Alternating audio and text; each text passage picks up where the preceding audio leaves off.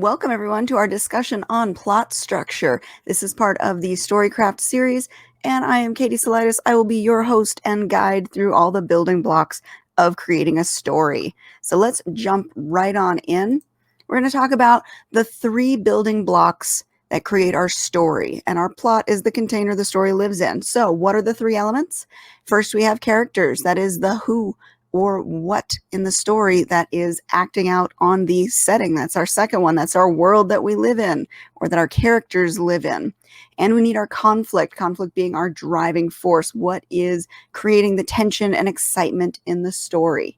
Once you have those three elements, putting them together becomes the structure of your story, and that is our plot structure. Now, how all of these elements play in with each other is what really creates that beautiful tension and that excitement within the story. So our characters are the ones who react to the conflict that you throw at them in the world that you've created for them. The conflict is the challenge. It creates the purpose and trajectory of our story. And of course, the setting, that is our world. That's the playground where all of the action happens. And plot, of course, is everything together. That is the series of events that show us the characters playing through the conflict in the stage of the world. So when we look at creating our stories, we really need to take a look at each individual element and make sure that we've gone in and we've created the depth that needs to be there so that when they all play against each other, the story is interesting and exciting and full of color and texture and flavor so that the readers can really experience the story. Let's start with world building. Remember, I said the world is our stage. That is where our characters are going to play out all of this action and all of this conflict you throw at them. Now, when it comes to building your world, you're going to go in depth. You're going to really take a deep dive and build a full and complete world. But that doesn't mean that you're going to be showing all of that to your readers. The readers are only going to see a little tiny bit, and this iceberg is the perfect analogy for it. Because you, as the author, have to know everything in order to explain the tiniest things to your readers. So when we create our world, we want to go really, really deep into it. We want to know every part of that world, what it looks like, what it feels like, how different or how similar it is from the world that we currently live in. So as you go in and build your world, start with broad strokes. Look at the world we live in now. Or go into history and look at the world that was previously there for our ancestors. And use that as your baseline to create a world that you want for your characters. Take inspiration from the things that you see around you. Look at the history and look at the cultures that have evolved, the animals that have lived there, and use that, as I said, as your baseline. Become a character within this world as you create it so that you yourself can see, smell, taste, experience that world. Because once you know how to experience it, you can translate that on the page for your reader. Now, going and building a world isn't just the physical elements. Yes, you do want to know what the geography looks like. You do want to know where land masses are, where oceans and rivers and mountains and volcanoes, all of those things are. But you also want to look at the environment, the seasons, the weather patterns, the animals that live there, the predators, the prey, the different types of plants, the things that could create poisons that your character may use later to poison somebody in the story. You will really want to know every little thing about your world to give it depth. Remember, this is what your characters are using as their stage. So give them a good stage to play upon. Along with world building, you need to know about the people who live in your world. What does society look like? What are the political, religious classes?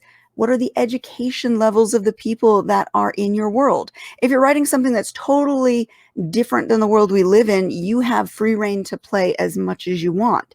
If you're writing something that's more like a historical fiction, then you really need to know what the society was like in the time period that you're trying to emulate for your readers.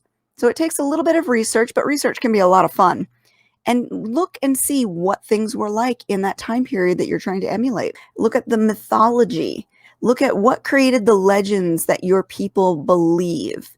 Look at the history that created the different societies or how societies fell. World building can take you so far, and deep diving into it can be so much fun that it's almost like creating a story within a story. But again, just like that iceberg, you're going to know so much more about your world so that you can give just the tiniest bit of details to your readers. But it's important because in our writing, we need to be as authentic and as real as possible because we want our readers to really immerse themselves into that world. And in order to do that, we've got to answer all the questions that could pop up into their head. And as our characters are playing through this world that's been created, we need to know why things are the way they are. Next, we've got to look at our characters. Remember, the world, the setting is one part of those three elements. The characters are our actors. They're the ones who are going to be moving within this world that you've created, and they're going to be reacting to the conflict you throw at them. So they need to be just as thought out as the world that you're putting them into. You need to know where they fit in your story. What role are they going to play? Are they going to be the hero? Are they our focal character? Are they going to be a sidekick? Are they going to be a helper, a mentor? Are they going to be a love interest?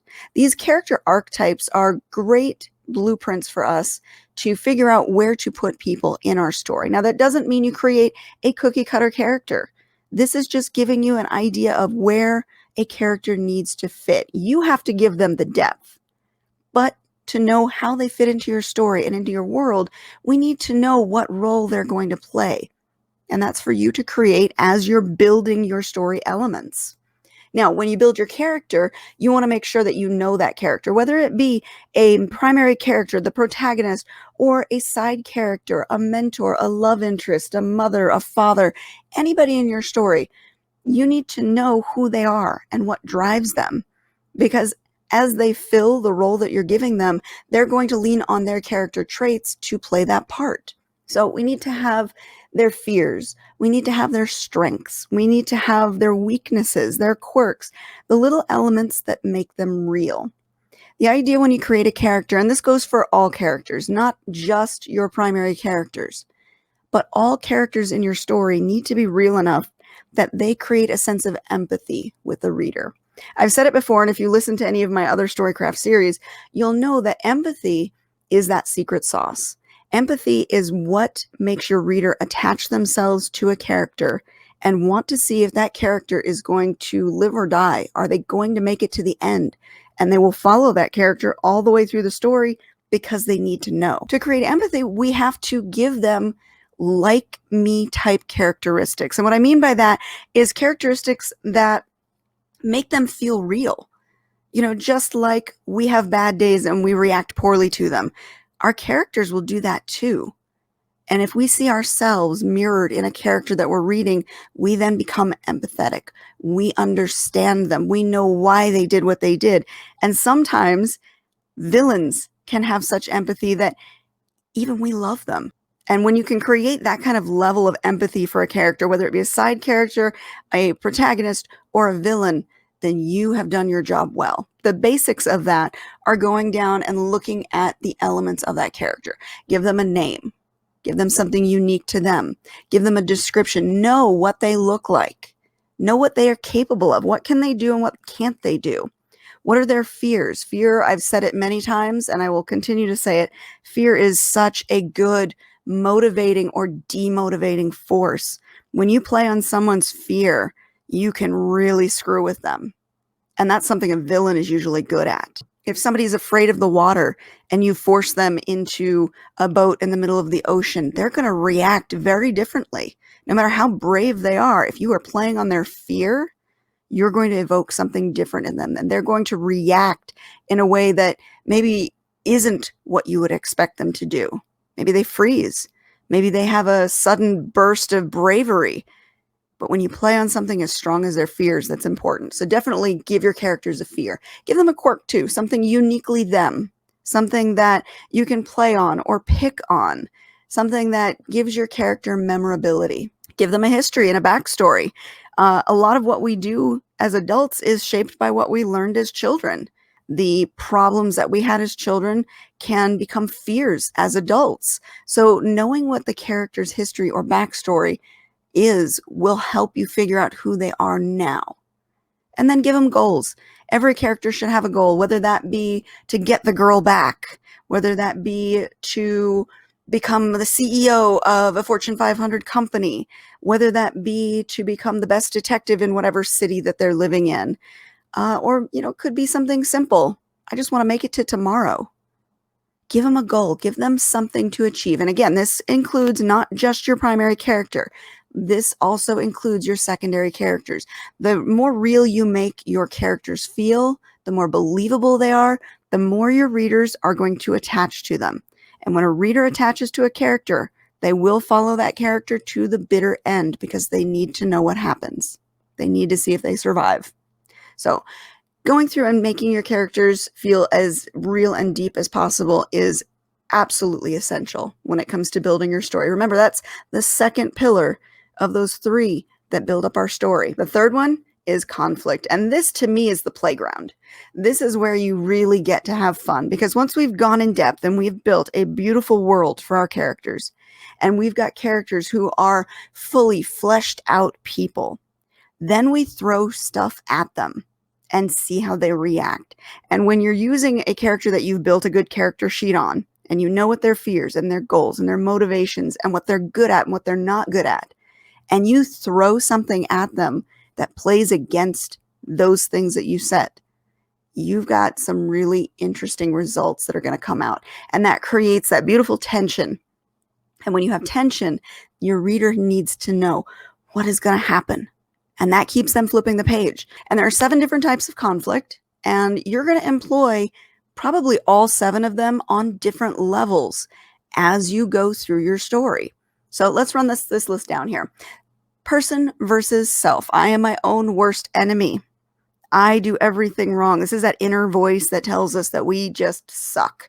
And I'm sure you are well aware of this because we all do it. We are the worst to ourselves. We say the worst things. And that inner voice becomes almost an inner demon sometimes. So person versus self is a great conflict to throw in when you need to have a character react to something and they're not physically reacting. It's something they're thinking about. How am I going to get through this? I can't do this. I suck at this. I'm never going to do whatever this is. That's person versus self. And that's a wonderful conflict to show character depth. Person versus person. This is the physical duking it out between 2 people. It can be a fist fight, or it can be a screaming match. It can be hero versus villain, or it can be 2 people breaking up and that fight that happens between them. Any type of person-on-person conflict is this one. And this is one where you're going to probably use it quite a bit, whether it be a fun sparring match between people. That's still a conflict. Whether it be, again, the villain versus the hero, the big climactic battle, or whether it be something as simple as you didn't do your chores and you have a fight with your mom. That could be something that happens between the characters. That's person versus person. And you're going to use that probably more than any of the others. Person versus nature. This is where we look at the elements. So we could have survival stories. We can have natural disasters. We can use a lack of resources, lack of food, starvation, hunger.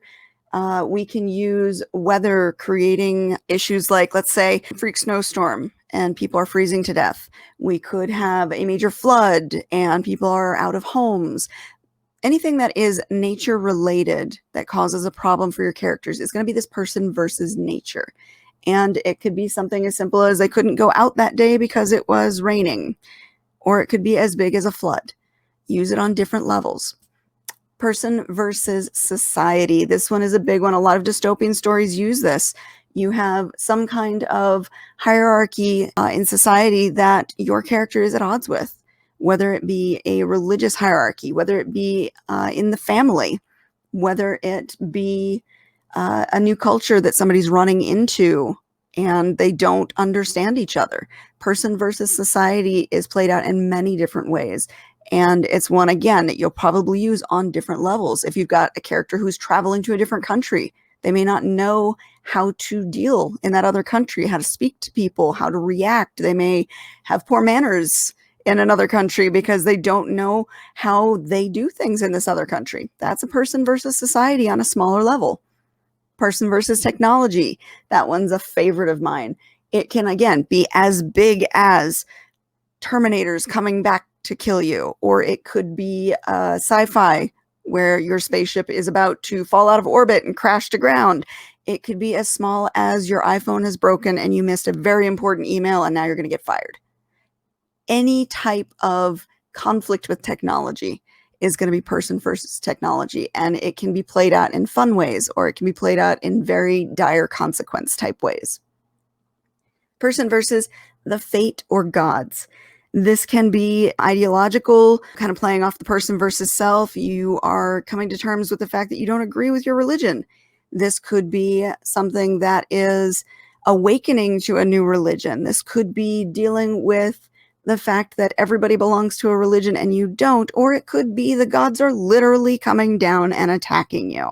Now that one kind of blurs into person versus supernatural, but for me, I've always separated the two.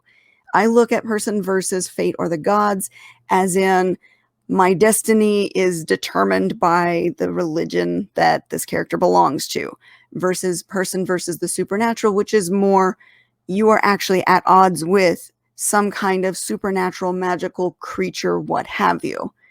And that can be very similar to the person versus person, except for we're using the magical or unknown elements with it. So it's a little bit different, but it does kind of merge with the other two. But like I said before, conflict is your playground. It is the place where you get to throw everything at your characters and the world that you've created and see if they can overcome it. And this is the exciting part of building your story. So you definitely have fun with it.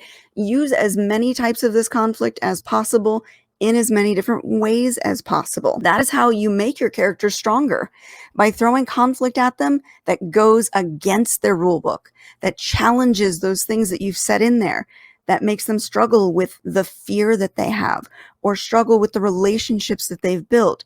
That creates tension, and that will either make or break your character. Hopefully it makes your character, because we do want to have an ending that is very satisfying, and we want to see a character transition into their better selves if it's the hero, or if it's the villain, we do want to see them be overcome at the end and get their comeuppance at the end. And that's where we look at character arcs. By the end of your story, through the conflict you have thrown at your characters, they should have transformed in some way. Now, our main characters, usually the transformation is an actual underdog to hero kind of transition. They become the hero we want them to be, even though they start out as maybe the unlikely underdog who's not qualified or never aspired to be this. They need to transition into that hero if that is the story that you're writing. Sometimes they just become more mature and they make better choices. They learn their lessons through the growth that is built from the conflict that was thrown at them. Other times, they could have a spiritual growth. That's our alteration character arc. And that is where they are changing the way that they think rather than the way that they act. Now, on the flip side here, we also have tragedy. So sometimes their transformation isn't to a better place. It's to either madness or death. And tragedy can be a wonderful character arc, not only for a villain, because we want to see them get their comeuppance, but it can sometimes be a very interesting transition for the hero. Maybe the hero saved the day, but didn't make it through mentally. Depends on what kind of story you're writing, but your character should change. They should not be the same person that they were at the beginning of the story. They need to grow in some way. And if you've thrown enough conflict at them that went against their rule book, remember we start off by building a character by knowing what their strengths, weaknesses, and quirks and all that is. When you throw conflict at them, it needs to challenge those things that you've written, and that forces them to change. Now, we've got all those elements. How do we put them together? Well, that is our plot structure. Remember, the plot is the container that holds everything in place. So our characters determine the direction of the plot because they're reacting to the conflict. The conflict is the problems. It gives purpose and trajectory to your story. And the setting, that's your world. That is the place where everything happens. All of it together becomes the series of events that make up the plot. And we organize those in sort of a specific way. I'm sure you guys have heard before of the 3-act structure. That is the typical way that things are organized into a story. So we start off with our introduction. We introduce the character as they are in their most basic form, their normal everyday life. And then through conflict, we create this rising action. The action peaks at the moment of most tension, whether we know if they're going to win or not. That is the point of most tension.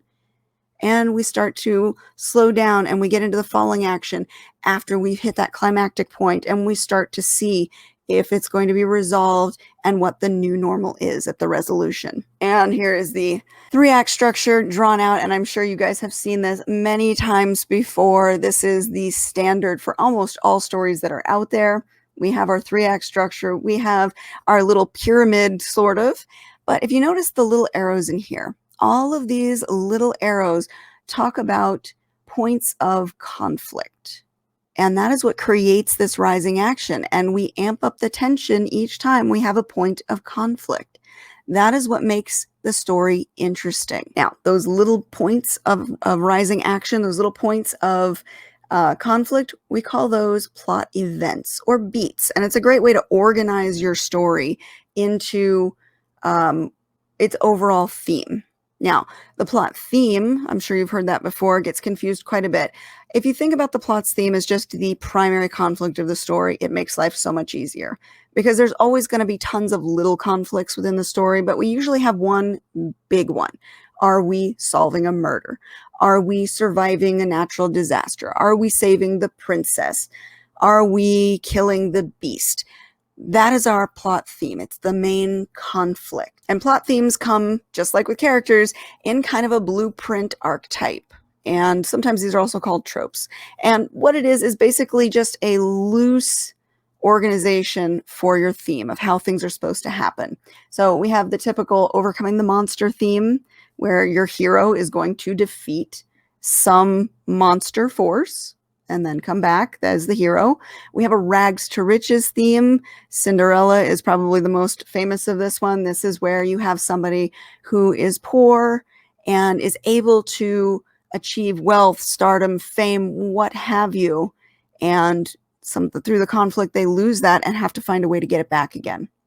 The hero's journey is just that. It is a journey towards becoming a hero. It often includes a physical journey where the hero is going off with their team to go do something, to overcome a monster, to defeat a main threat, to overthrow the horrible king, and then they come back returning with their experience to make themselves a better leader. There is rebirth as a theme, and that is one of those transformational themes where a character is going to become a different person by the end, a truly different person.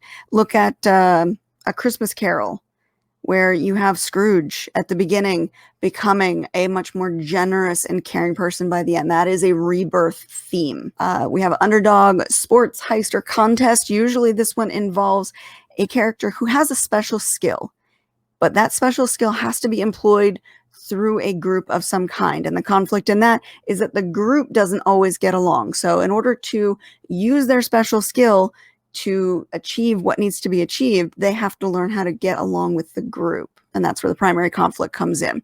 So your theme is just a general overarching conflict that you're going to have to get over, but it doesn't describe all the conflict within. Now, if we want to look at plot structure as it relates to a theme, we can start off with hero's journey, because that is a very simple one. I think everyone knows this kind of a story. And the way it's broken down is we've got our archetype here. We've got the hero's journey. Protagonist is going to go on a journey. They're going to overcome a threat and they're going to return. So there is our theme. We introduce a character in their very humble beginnings because we want to show them not as the hero. We want to show them as a simple person. Through our rising action, we usually have a mentor that's going to send them on a quest that's going to challenge them both mentally and physically. This is what's going to force the change within them. The character is going to learn something about them, their inner strength, whatever it is that they didn't realize that they possessed. And that's what's going to allow them to overcome the villain, and they're going to become the hero they were meant to be. As they journey back home, they're going to reflect on what they've learned, and when they return home, they're going to be in a more leadership role within their society. That's the typical hero's journey. Now, if you notice these little words here that are highlighted in orange, these are beats. These are moments of change. And this is going to be important here in a second because we're going to organize our thoughts into these beats to help us outline a story without actually having to go and do a big, huge outline. For all of you pantsers out there who are, as soon as you hear the word outline, you go, oh no, I can't do that.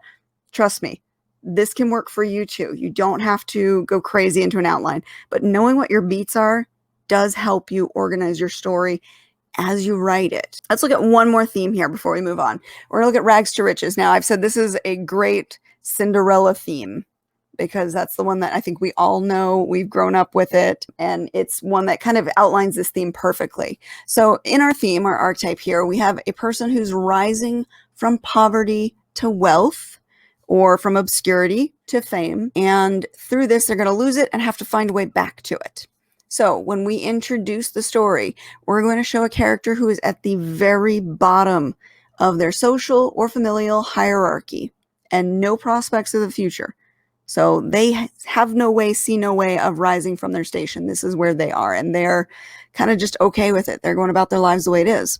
Now, they're kept in this position by some kind of oppressor, whether that be, again, familial, it could be a step-parent, a parent, it could be siblings, what have you. If it is in a society, it could just be their social status. They can't rise from this. There is no way for them to see out of this.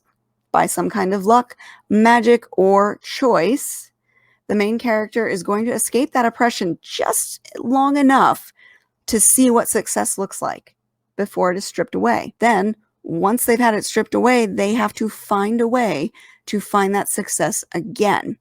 And through this process, that character is going to learn, they're going to transform, they're going to grow, and they're going to find the success by the end of it and be a better person with that success. All right, so again, you see all of these notes that are highlighted in orange. These are going to be our beats. These are our moments of change. And the reason I have them highlighted, because when we structure ourselves, when we write our story, these beats happen in certain spots in your story.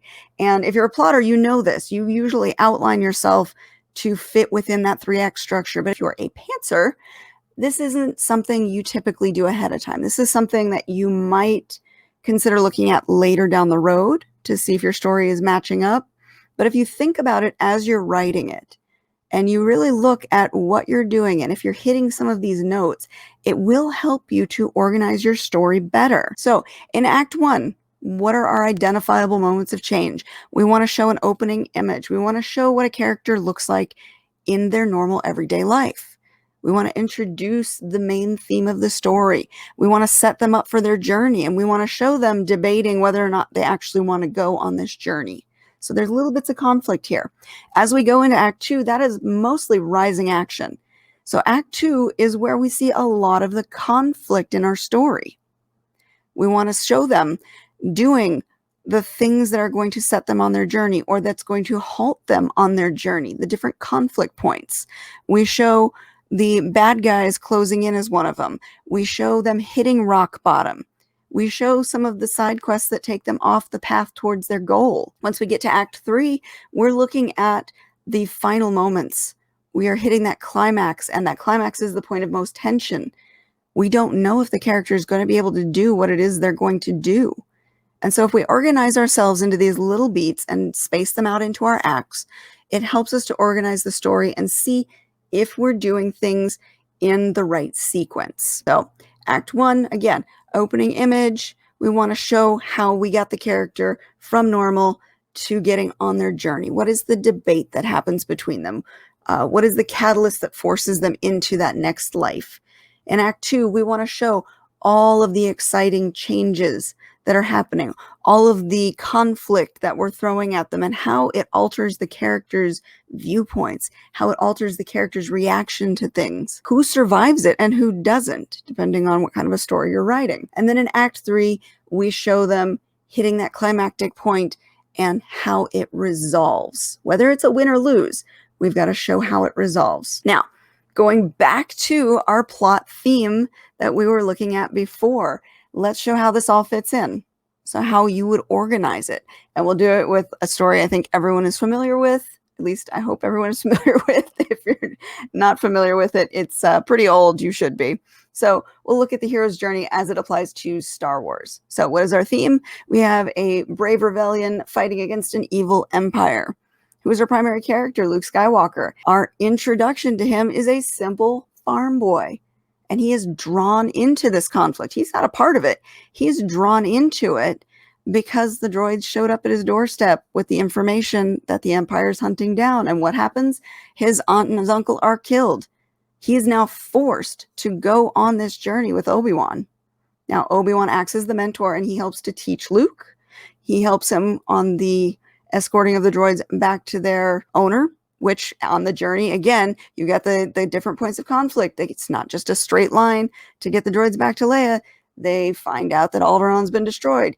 They have to go onto the Death Star. They've got to save the princess. That was the side quest. There's a lot of different things that are happening in here. At the climax, we have Obi-Wan is killed. So the mentor that brought Luke on this journey is now dead. And Luke has no family, nowhere to go. What's he going to do? He has got to now help the rebellion out. He makes the choice to help the rebellion. They get the droids back to the owner. They get the Death Star plans. And as we come into our falling action, we've got them doing that strafing run where Luke fires the shot that destroys the Death Star.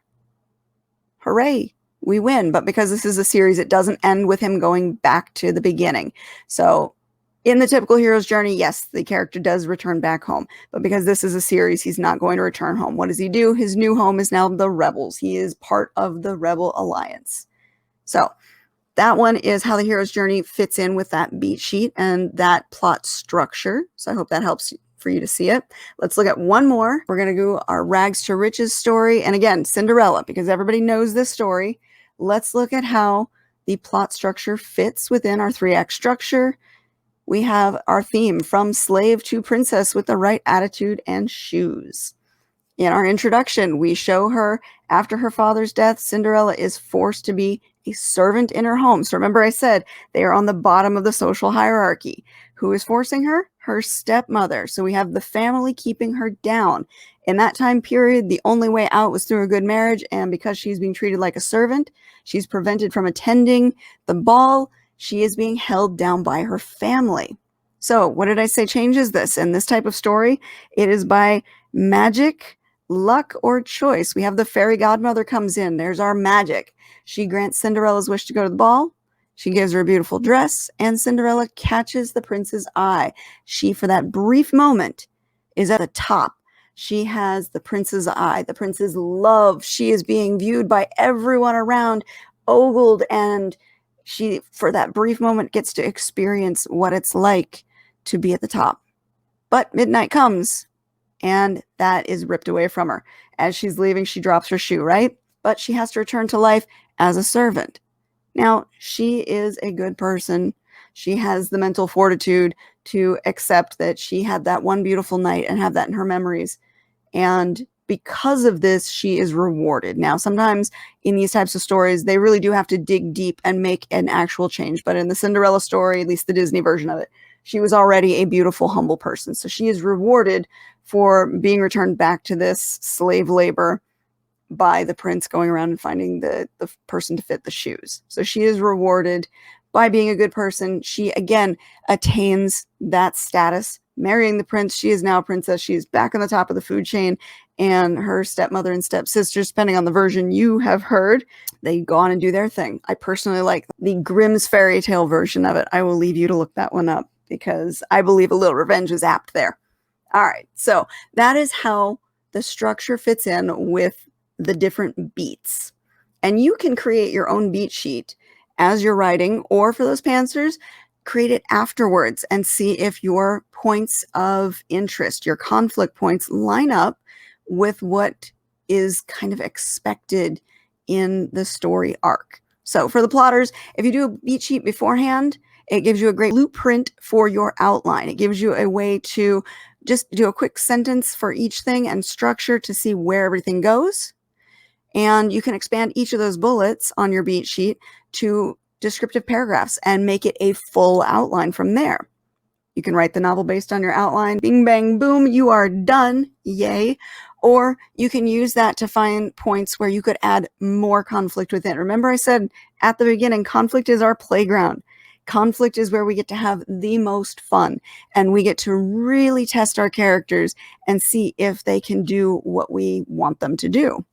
Now, for you pantsers out there, what you can do as you're writing your story, you can note down your points of change, those beats, those conflict points that you throw at your character, and see how they land on your beat sheet, and use it as a way to tell whether you've added enough conflict, you've added too much conflict, if the conflict is essential. A lot of times as pantsers, we overwrite, and sometimes we have to trim back. So using a beat sheet as kind of an afterthought is a great way to go, oh, did I do a little too much here? Let me cut that back, or let me move this here to see how the story really fits. And what does a beat sheet look like? So for a simple beat sheet, this is what I use. And it's just a one-page, add a sentence for each element. And it gives you, again, like I said, just a way to compare what you've got with what is expected in the different acts. Act 2 is where most everything happens. So if you notice, Act 2 is the biggest chunk right there. That's where most of your stuff happens. It is not the saggy middle if you're adding enough of this conflict in there. It is your most action-packed section of the story. And because we want to take a look at how this beat sheet would actually line up with what we would write, let's use Star Wars again, because I love Star Wars. So, introduction. Again, I said one quick sentence for each of these items. Introduction, opening image. Luke Skywalker as a simple farm boy. One sentence, that's all you need. Gives you an idea of what to do. What is the story theme? Conflict between the rebellion and the Empire. What is our rising action? What is the catalyst? The droids showing up with the stolen Death Star plans. The debate. Luke doesn't want to go initially. He wants to help out his family. So Obi-Wan says, I will train you to be a Jedi if you help me return these droids. Luke's choice, he didn't initially want to go. But after finding that his guardians are dead because of these droids, he now has no more choice. That made the choice for him. So as we get into Act 2, that is our driving force. That is what pushed him into this conflict. So we go back to the promise of the premise here. Space travel kind of sucks, right? He is having trouble learning to use the Force, but he has nowhere else to go, so he has to make the best of it. We hit our midpoint. We find the owners of the droid. Guess what? The owner's the princess, and she has been captured, and she is on the Death Star. Now they have to go after the princess and save her from the Death Star. As the bad guys close in, we learn that the rescue is going to require infiltration of this Death Star, which is very dangerous. The planet that they were supposed to go is gone. All is lost. Obi-Wan is killed during the rescue. The Death Star is following Luke's team to the Rebel base and planning to destroy it. They're basically out of options at that point. We're hitting into the climax where we are at that point. Again, most tension. Can they actually win? Well, once we get into Act 3, we learn that Luke joins the strike team to help blow up the Death Star. And during that climactic scene, is it a one and done? No, they take a few runs at it. And during that time, you see a lot of people die. So that climactic point is that point of most tension. Can they actually do it? In the resolution, in the finale, the Death Star is destroyed, but Luke has nowhere to go but join the Rebels. So the Rebels are his new home. So that would be how you would line up your beat sheet. You would write simple sentence to give yourself an idea. You can expand on it if you want to. If you're the type of person that likes to do a full outline, absolutely expand on that. But if you're like me and you just need a quick sentence just to give a quick direction, then for you pantsers out there, this can be a very good way to help give you an idea of where your story should go, or to compare what you've already written to what is expected within typical structure. All right, guys, I hope that was helpful. I will be doing a lot more of these, so please come back and join me for some more Storycraft series. We'll be talking about a lot of the things that you need to know to help you finish your story and get it ready to be published. My name is Katie Salidas. I am a publishing consultant with Rising Sign Books. I also have about 30 books under my belt right now. One of those books is Write and Edit the Damn Book, and that is where I help you get through all of the common pitfalls in writing your novel. Once you're done with that, definitely go check out Go Publish Yourself for your quick and dirty tips for successful self-publishing. Reach out to me on social media, and I want to tell you good luck on your manuscripts. You guys can do it. I have faith in you. Thank you.